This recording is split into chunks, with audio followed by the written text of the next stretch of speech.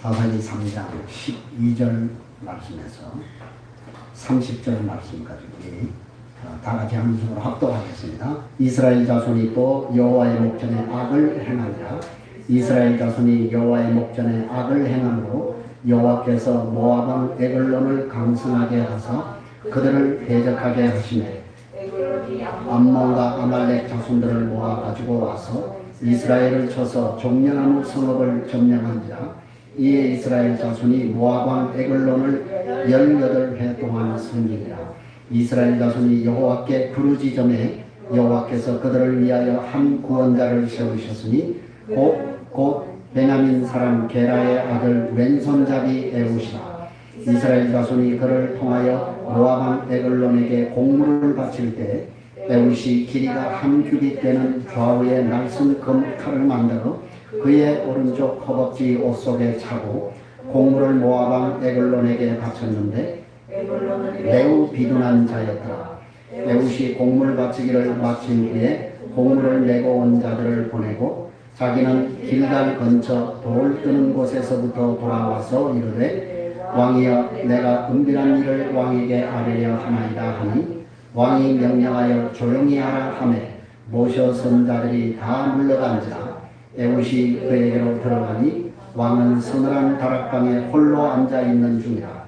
에웃이 하나님의 명령을 받들어 왕에게 아랠 일이 있나이다 하매 왕이 그의 좌석에서 일어나니 에웃이 왼손을 뻗쳐 그의 오른쪽 허벅지 위에서 칼을 빼어 왕의 몸을 찌르매 칼자루도 나를 따라 들어가서 그 끝이 등 뒤까지 나갔고 그가 칼을 그의 몸에서 빼내지 아니하였으므로 기름이 칼날에 옮겼더라. 에웃이 현관에 나와서 다락문들을 뒤에서 닫아 잠그니라. 에웃이 나간 후에 왕의 신하들이 들어와서 다락문들이 잠겼음을 보고 이르되 왕이 분명히 서늘한 방에서 그의 발을 가리우신다 하고 그들이 오래 기다려도 왕이 다락문들을 열지 아니하는지라. 열쇠를 가지고 열어본즉 그들의 군주가 이미 땅에 엎드러져 죽었더라. 그들이 기다리는 동안에 에웃이 피하여 돌 뜨는 곳을 지나 스이라로 도망하니라. 그가 이르러 에브라임 산지에서 나팔을 불매 이스라엘 자손이 산지에서 그를 따라 내려오니 에웃이 앞서가며 그들에게 이르되 나를 따르라. 여호와께서 너희의 원수들인 모압을 너희의 손에 넘겨주셨느니라 하매 무리가 에웃을 따라 내려가 모압 맞은편 요단강 나루를 장악하여 한 사람도 건너지 못하게 하였고 그때 모압 사람 약 10,000명을 죽였으니 모두 장사요 모두 용사라.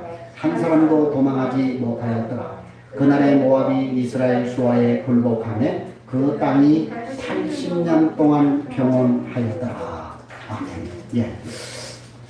우리는 이제 두 번째 사사인 에웃을 지금 공부를 하고 있는데요. 이 에웃의 특징은 우리가 첫 번째 사사였던 온니엘과는 좀 정반대의 그런 사람이었다. 이렇게 볼 수 있죠. 외모적으로 볼 때, 외형적으로 볼 때, 그죠? 자, 그래서 사람은 뭘 보고? 사람은 뭘 보고요? 외모를 보고. 여호와 하나님은 뭘 본다고요? 중심을 본다. 마음을 본다는 것이죠. 그죠? 자, 그래서 우리가 외형적으로 볼 때, 외모적으로 볼 때 온니엘은 완벽한 사람. 그죠? 대단한 장군이었고, 대단한 가문이었고, 그죠? 가장 어떻게 보면 유다 지파는 말 그대로 이스라엘의 영적인 장자 지파니까, 그죠? 그리스도가 출생할 그런 정말 첫 번째 넘버원의 지파다. 그렇게 얘기할 수 있습니다. 육체적인 장자는 어디죠? 육체적인 장자는 어디예요? 육체적인 장자는 누구예요? 누구예요? 예? 러우벤. 생각이 안 나요. 생각이 안 나서 그랬어요. 그죠? 그러나 영적인 장자는 유다였다. 그죠? 자, 그래서 그 유다 출신의 그 온니엘 훌륭한 가문이고, 그죠? 그런 가문에서 첫 번째 사사가 나왔다고 한다면 우리가 생각할 때 두 번째 사사도 당연히 그런 훌륭한 가문에서 이렇게 외형적으로도 뭔가 좀 손색이 없는 사람이 나오지 않을까 그렇게 생각했는데 하나님께서는 우리의 생각을 이렇게 확 뒤집어 버리는 거예요. 그죠? 그래서 사실은 저는 온니엘, 사사 온니엘보다도 에웃이 더 우리와 더 가까운 것 같고, 그죠? 왜? 뭐 우리가 약하니까, 제가 부족하니까, 연약하니까, 모자라니까, 그죠? 그런 면에서 참 이 에웃이, 사사 에웃이 우리에게 큰 위로가 되지 않나, 그런 생각을 하는 것입니다. 자, 그래서 우리가 지난 시간에 하나님께서 이런 에웃을 쓰셨는데 왼손잡이라고 했는데 그냥 단순한 오른손도 잘 쓰고 왼손도 잘 쓰는 그런 왼손잡이라는 얘기가 아니라고 했습니다. 그죠? 여기에서 이 에웃이 왼손잡이라는 것을 강조하고 있는 것은 에웃이 오른손을 제대로 쓸 수 없는, 그죠? 조막손일 가능성이 크다라고 하는 것을 얘기를 하는 것이죠. 그래서 우리가 구약적인 개념으로 볼 때 왼손잡이는 뭘 할 수가 없어요? 이건 하나님의 일을 할 수가 없는 것. 하나님의 일을 할 수 없어요. 성전 봉사도 할 수 없는 그런 정말 육신적으로 볼 때, 인간적으로 볼 때, 외형적으로 볼 때는 정말 하나님 앞에 아무 볼품도 없고 사람들도 눈여겨보지 않는 그런 볼품 없는 그런 사람에 불과했던 것이죠. 그러나 여러분 아무리 외모가 출중하다 해도 하나님은 외모를 보시는 분이 아니라 중심을 보시는 분이라고 하는 것이죠. 그래서 이 에웃이 가장 낮은 지파, 베냐민 지파, 그죠? 12지파 가운데 맨 마지막 아니에요, 그죠? 그래서 베냐민 지파 하는 사람들이 뭐 이렇게 아주 대수롭지 않는, 정말 이렇게 사람들이 관심도 잘 가지지 않는 지파가 베냐민 지파였던 거예요. 그죠? 그래 하나님 참 아이러니하죠. 이스라엘의 초대왕도 무슨 지파였어? 그렇죠. 가장 연약한 지파에서 하나님이 사울을 세우잖아요. 그렇죠? 물론 이제 사울이 하나님 앞에 그렇게 외형만 가지고 그렇게 불순종을 하다가 결국은 내쳐지긴 했습니다만은 그런 것입니다. 그래서 오늘 에웃이 베냐민 지파에다가 왼손잡이로서 하나님의 사서로 그렇게 쓰임을 받았다고 하는 것은 굉장한 그런 일이 아닐 수가 없습니다. 자, 그런데 이 에웃이 공물을 바칠 때에, 그죠? 모압 왕 에글론에게 공물을 바치는 책임자로 이게 12지파에서, 그러니까 야, 그건 수치스러운 일이니까 그건 뭐 네가 해, 뭐 이랬겠죠. 그렇게 해서 사실은 이 에웃이 베냐민 지파의 지도자였을 가능성이 크다라고 하는 것이죠. 지도자가 가서 그 공물을 바쳐야 되니까, 그죠? 그래서 공물을 받는 입장에서도 그래도 그날에 어느 정도 그냥 지도자급이 와야지 아무나 그냥 이렇게 보내면 얼마나 큰 신뢰가 되겠어요, 그죠? 자, 그래서 이 왼손잡이 베냐민 지파의 지도자인 에웃을 보냈습니다. 그런데 에웃이 뭘 준비했다고 그랬어요? 칼을 준비했다고 했습니다. 한 규빗 되는 칼을 준비했다. 그래서 한 규빗은 보통 우리가 여기에서 여기까지를 얘기하니까 약 한 45cm 정도 되는 그런 아주 큰 칼을 만든 것이죠. 그래서 오른쪽에 그것을 차고 공물을 바치러 갔다. 이렇게 얘기를 했습니다. 자, 우리가 지난주에 여기까지 얘기를 했는데요. 잘 보시면 여기에서 이 공물을 이제 에글론 왕에게 이 에웃이 대표로 해서 이제 가서 그 공물을 바쳤는데, 공물을 바치고 이제 다시 이제 돌아오는 이제 도중에 이제 공물을 같이 바치러 갔던 사람들은 돌려보내고 에웃이 혼자 다시 모압왕 에글론에게 갔다고 했습니다. 자, 가서 이제 에글론에게 내가 당신에게 긴히 할 얘기가 있다. 이렇게 얘기했을 때 그 모압왕 에글론이 어떡합니까? 흔쾌히 자기 옆에 이렇게 여러분 신하들이 많이 있었지 않겠습니까? 그 신하들보다 어떡하라고 하는 거예요? 다 물러가라고 얘기한 거예요. 물러가라고 얘기하고 이 공물을 바치러 온 왼손잡이 에웃과 모압왕 에글론이 복대를 한 거예요. 이것이 여러분 우리에게 시사하는 바가 뭘까요? 또 뭘 얘기하는 거예요? 누구도 모압왕 에글론조차도 왼손잡이 에웃을 뭐 했다는 거예요? 개무시했다는 거예요. 한마디로 어떻게 보면 인간 취급이다. 근데 얘가 뭐 나한테 무슨 위해를 가할 수 있겠느냐? 그죠? 그러니까 여러분, 이게 참 정말 어떻게 보면 이 왼손잡이 에웃이 왔다는 그 사실 자체가, 그리고 또 이 에웃이 오른손도 불편하잖아요. 그러니까 한마디로 뭐예요? 그 당시에는 오른손을 쓰지 못한다는 것은 어떤 면에서는 굉장히 수치스러운 그런 입장에서 왼손잡이인 그가 들어왔을 때 왕은 아무 의심도 하지 않고 그 에웃을 받아들였다고. 그 기회를 놓치지 않고 에웃이 왕과 독대하면서 왼손으로 칼을 빼서 깊숙이 찔렀다. 근데 얼마나 깊이 찔렀는지 어떻게 됐다고요? 그 칼끝이 어디까지 나왔다? 등을 관통해서, 그죠? 완전히 가슴을 관통해서 등 뒤까지 나왔다. 이렇게 얘기했습니다. 45cm니까, 그죠? 그 처음과 끝이 거의 이렇게 완전히 들어갔다고 그렇게 볼 수가 있는 것이죠. 그리고 에웃이 그 칼을 빼지 않았다고 했습니다.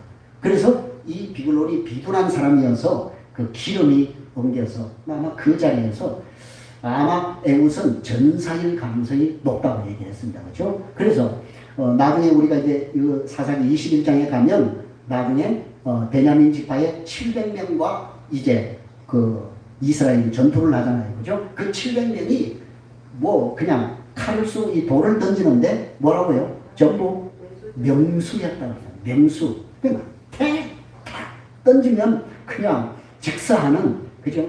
그만큼 훈련된 전사였다라고 하는 것을 보여주는 것이죠. 그러니까 훈련된 전사인 에웃이 찔렀으니까 뭐 말할 것 없죠. 급소를 찔렀겠죠. 급소를 그냥 한 칼에 찔러서 이 모압왕 에글론을 비명소리 하나 제대로 지르지 못하게 해서 이제 죽게 한 그런 모습을 우리에게 보여주는 것입니다. 자, 그리고 이제 에웃이 유유히 걸어 나와서 현관에서 다락문을 안쪽으로 다 이렇게 잠그고 에웃은 이제 나와서 신하들한테 인사를 하고 이제 갔겠죠. 자, 그럴 때 신하들이 무슨 생각을 했다고요? 아, 이제 뭐 문을 열려고 하니까 문이 안으로 잠겨 있으니까 아, 왕이 뭘 한다? 발을 가리운다. 이렇게 생각을 했다. 이렇게 얘기를 했습니다. 자, 그래서 거기 나오는 발을 가린다라고 하는 것은 원문의 의미는 그것이 용변을 본다. 한마디로 야, 변을 본다. 이런 의미예요. 그게 원문이. 그러나 지금 오늘 이 그 본문에서는 그것이 용변을 보는 그런 의미로 사용된 것이 아니라 왕이 잠을 잔다. 이런 그 의미로 그렇게 사용이 되었다라고 하는 겁니다. 자, 그런데 신하들이 아니 왕이 뭐 이렇게 사신을 보내고 잠을 좀 이렇게 낮잠을 좀 잔다고 생각을 했는데 아무리 기다려 안 나오거든요. 그래서 문을 열어보니까 어떻게 됐다는 거예요? 왕이 이마에 탁 꼬꾸라져서 이미 적상지 죽은지 오래된 것이죠. 자, 그러는 동안에 에웃은 유유히 그 지경을 빠져나와서 드디어 이제 이스라엘 땅에 도착을 해서 이스라엘 백성들을 소집을 합니다. 어디에서요? 그렇죠. 에브라임에서. 그죠? 자, 그러니까 우리가 여기에서 또 한 가지 생각하는 것은 학자들조차도요, 이 에웃에 대해서 조금 부정적으로 얘기하는 사람이 있어요. 왜냐하면 우리가 통상 사사들을 하나님이 임명할 때, 그죠? 사사들을 세울 때, 구원자로 사사들을 세울 때 거기에 따른 어떤 수식어가 있어요. 그게 뭐예요? 뭐가 임했다? 그렇죠. 하나님의 신이, 여호와의 신이, 그죠? 하나님의 영이 임했다. 이런 얘기가 있어요. 그런데 우리가 오늘 두 번째 사사인 에웃을 보는데 그런 말이 있어요, 없어요? 그런 말이 지금 전혀 없잖아요. 그죠?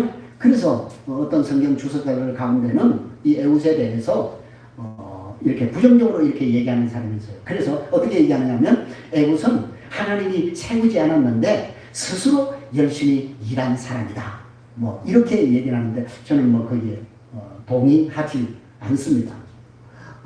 그런데 여러분, 우리가 이 생각할 건 뭐예요? 그렇게 무시하고 멸시받는 에웃을 들어 하나님은 모압을 몰아내고, 그죠? 이스라엘을 구원하는 사사로 하나님이 그를 사용했다는데 여기에 의미가 더 크다라고 하는 것이죠. 자, 그래서 우리 27절 한번 보죠. 27절 다 같이 27절 시작. 그가 이르되 에브라임 산지에서 나팔을 불매 이스라엘 자손이 산지에서 그를 따라 내려오니, 그렇게 얘기했습니다. 그죠? 자, 이 에훗이 에브라임 산지에서 나팔을 불었더니 이스라엘 자손들이 어디까지 나왔다? 산지까지 이렇게 산지에서 나왔다. 이렇게 얘기를 했습니다. 그죠? 그때 에훗이 이제 따라 나온 사람들을 앞서가면서 그 따라 나온 사람들에게 뭐라고 얘기합니까? 나를 따라오라. 그렇게 얘기하면서 이제 하나님께서 뭐라고 했다고요? 여호와께서 너희 원수인 모압을 내 손에 넘겨주셨다 라고 28절에 얘기를 하고 있습니다. 자, 여러분 생각해 보세요. 지금 에브라임 산지에서 나팔을 불었다고 해서 이 나팔을 분다라고 하는 것은 이 소집의 나팔이겠죠. 그죠? 자, 소집의 나팔이긴 하지만은 사실은 그 나팔을 누가 부르냐가 굉장히 중요한 거예요. 그죠? 근데 나팔을 누가 불었다고요? 왼손잡이 에훗이 불었다고요. 그러니까 이게 만약에 하나님이 그를 세운 사사가 아니었다고 한다면 이스라엘 백성들이 왼손잡이 에훗이 나팔을 불었을 때 왔을까요? 안 왔을까요? 안 온다고 말해요. 근데 왔다라는 얘기는 뭐예요?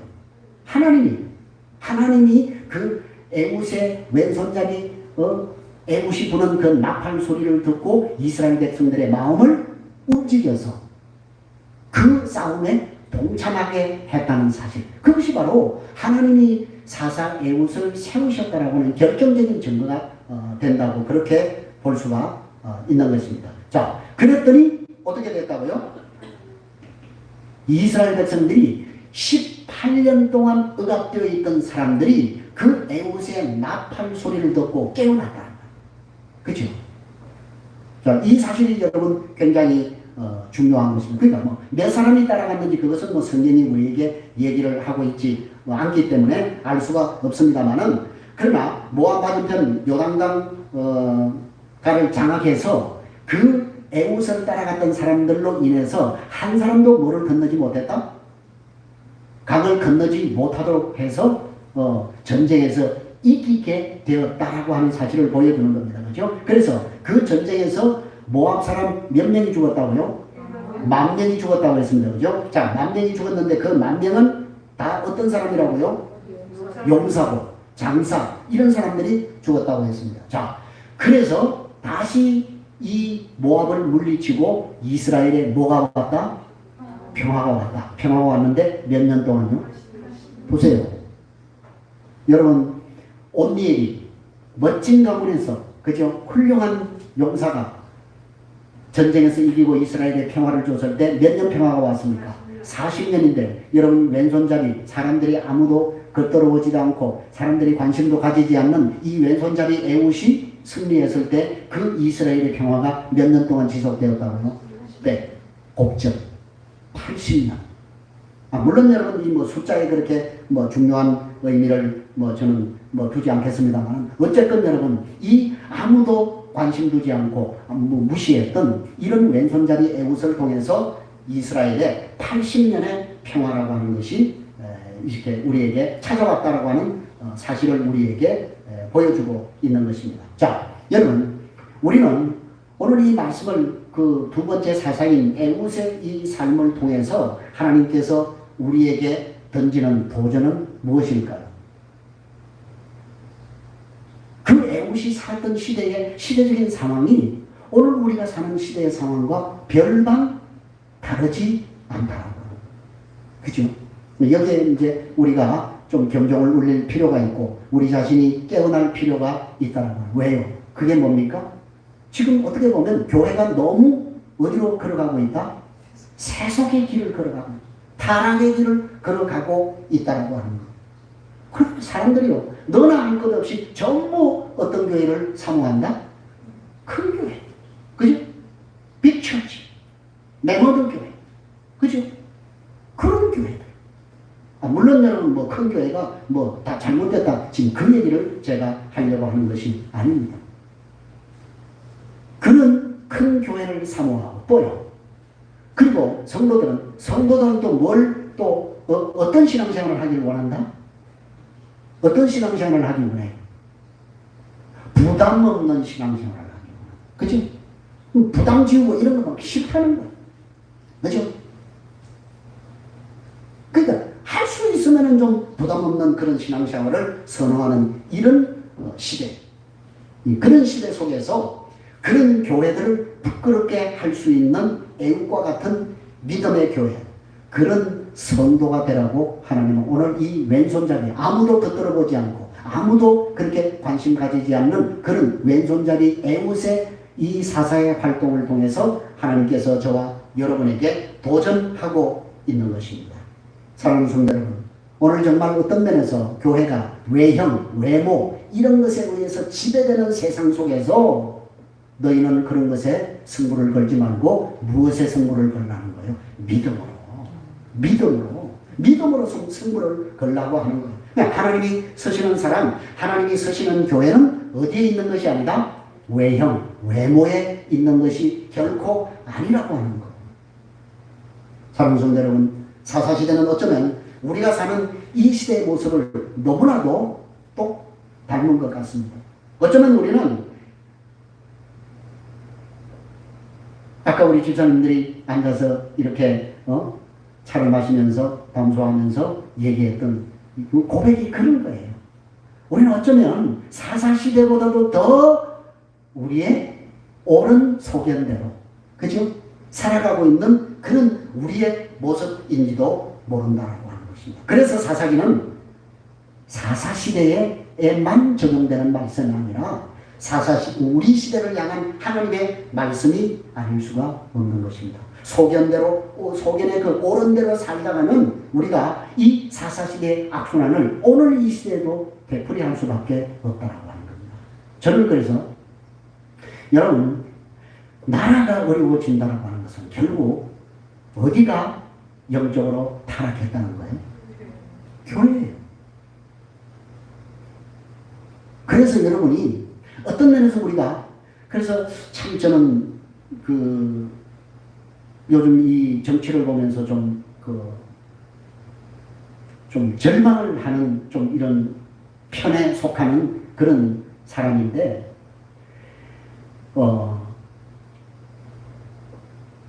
그럴 수밖에 없는 이런 여러 가지 지금 요인들이 있는데, 그렇게 정치를 우리가 왜 국민들이 정치를 외면하고 이렇게 하는 그 요인 가운데 하나는 결국은 뭐예요?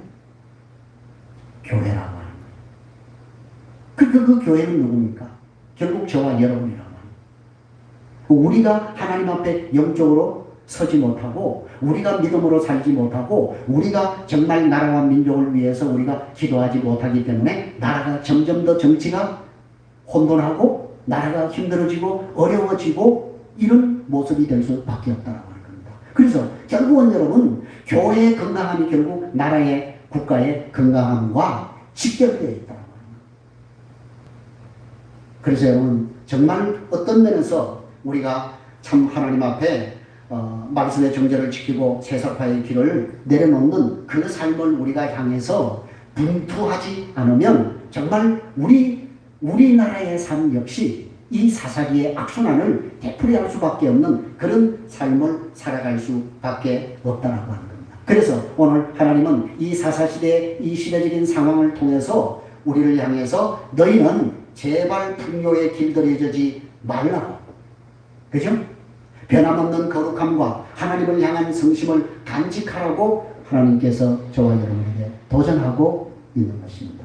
사랑하는 성도 여러분, 하나님이 서시는 사람은 온니엘처럼 준비된 사람도 있지만은 에웃처럼 왼손잡이도 있다라고 하는 거예요. 그러니까 하나님께는 뭐가 중요한 게 아니라, 신분이 중요한 것이 아니라 그 사람이 얼마나 믿음으로 살려고 몸부림치는가, 그것이 더 외형이나 신분보다도 더 중요하다라고 하는 겁니다. 그러므로 여러분, 이 믿음을 가지고 여러분이 용기를 내셔야 되는 거예요. 여러분, 어떤 분들은 나는 내가 그냥 끈이 짧았어요. 나는 신체적으로 어째서요? 여러분, 그 불신앙입니다. 아닙니다. 우린 그런 말을 뱉어서는 안 됩니다.